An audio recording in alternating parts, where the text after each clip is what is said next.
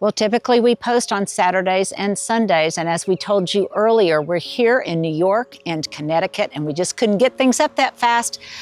But I promise your patience will be rewarded, because do we have some jewels for you. I did an interview with Bunny Williams. We visited her amazing garden, other gardens that were open during Garden Conservancy here in Connecticut. I'm going to introduce you to my friend John and let you know how all of this magic came about.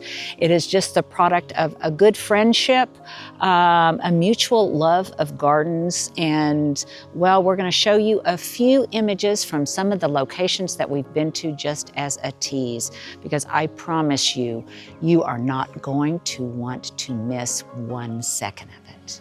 Each location is distinctive in its very own way, with the personalities of the gardeners expressing themselves ever so beautifully. Right now, I am hearing the sounds of a babbling brook.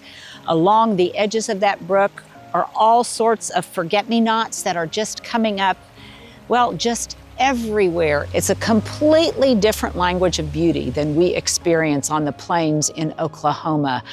As I've said many times, there's not any one form of beauty, but boy, is this New England vernacular incredible. So prepare to experience some of the most iconic, some of the most beloved gardens in New England right here in the countryside of Connecticut.